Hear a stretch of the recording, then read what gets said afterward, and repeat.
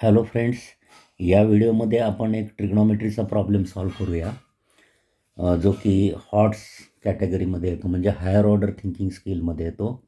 तर आपला प्रॉब्लेम आहे, if cos square x plus 5 sine x cos x is equal to 3 then find x.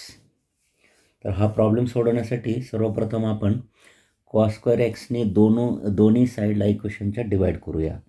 Divide by cos square x on both sides.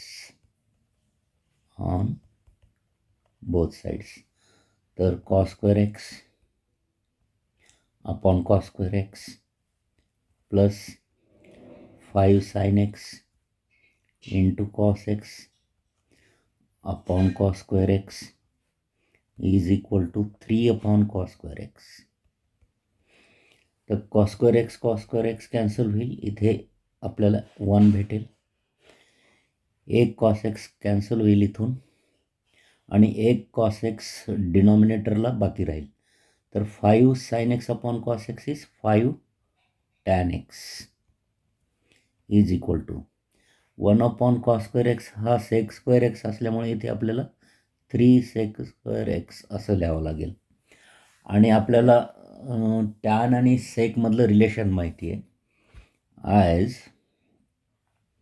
1 plus tan square x is equal to sec square x. तर ह्या इक्वेशनमध्ये आपल्याला काय लिहिता येईल, 1 plus 5 tan x is equal to 3 sec square एक्सच्या ऐवजी 1 plus tan square x असं लिहिता येईल. तर 1 plus 5 tan x is equal to, आता हा ब्रॅकेट ओपन करूया आपण. तर 3 into 1 3 plus 3 tan square x. तर आता 3 tan square x minus 5 tan x plus 2 हे असं इक्वेशन तयार होईल.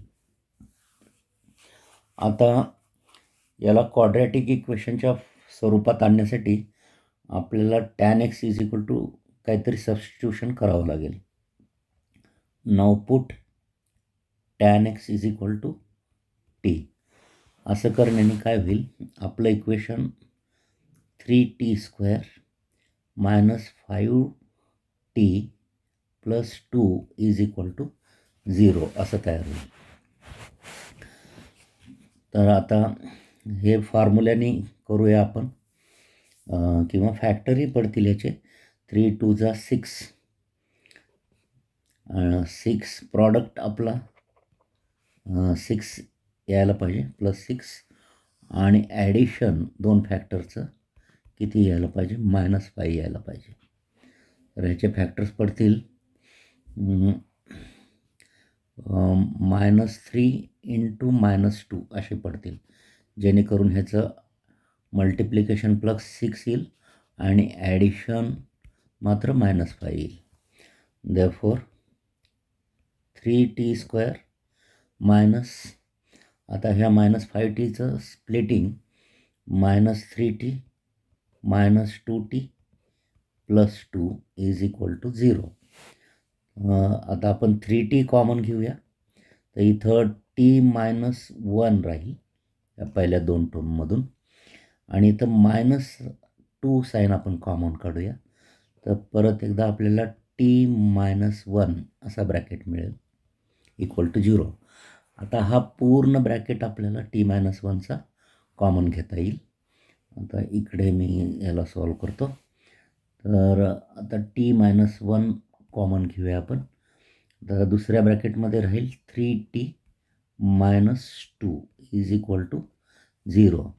तर ह्या दोघांचा प्रॉडक्ट 0 आहे, म्हणजे एकतर t-1 0 असेल किंवा 3t - 2 इज इक्वल टू 0 असेल. तर t इज इक्वल टू 1 किंवा t इज इक्वल टू 2/3 अशा 2 पॉसिबिलिटीज आहेत.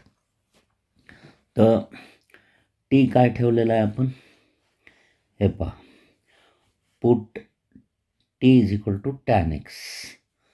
तर आता टॅन एक्स बरोबर 1 आहे किंवा tan x बरोबर 2/3 आहे.